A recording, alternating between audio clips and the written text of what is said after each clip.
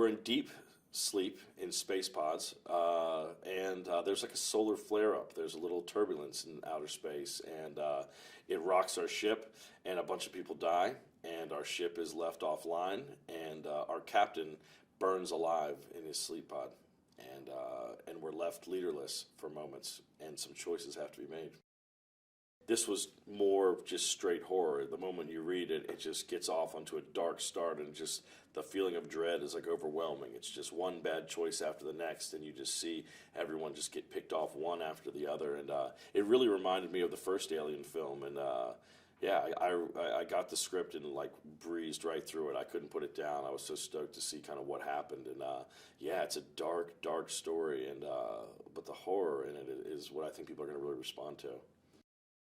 Whereas Orem is all about the mission, Tennessee is definitely about the people and about the people he cares for. He'll do what it takes to save them, and even against the better judgment of his other crew members, he decides that it's worth risking the whole entire mission to get closer to the people on the planet and try to figure out what they need. And when he realizes that they're in a very dire situation, he decides to trick out the lander, the cargo lift, and journey down to the planet to get them out of there himself.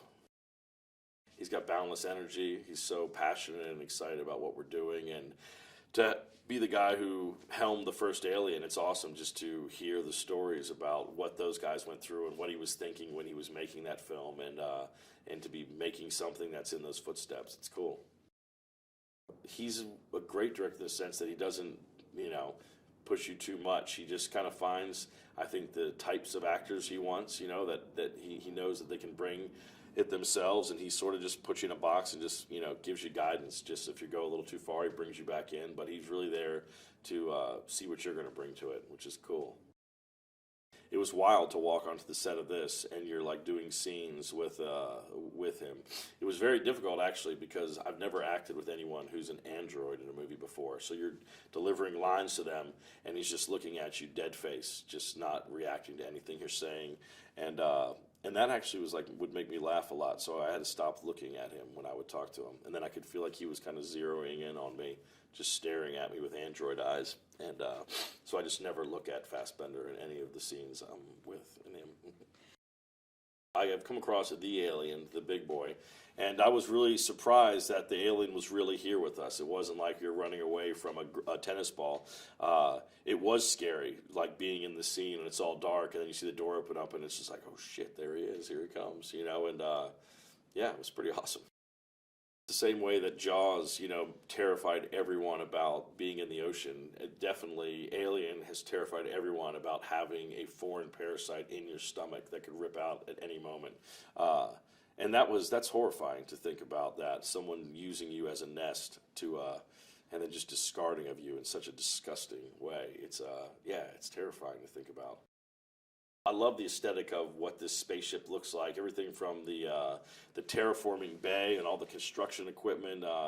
Yeah, it's just mind blowing. The fact that we're in these spaceships for real.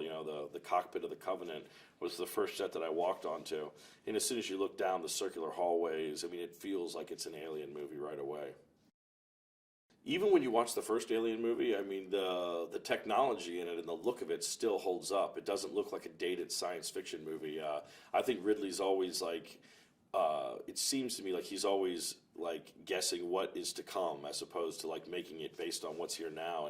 And with everything from the moon landers to even just weird technology we have on the ship, he's always explaining how NASA or someone's working on a version of this now. So his mind just seems to be tapped into what's down the road, and I think that's maybe why Alien ages so well, is because he knew where it was all heading.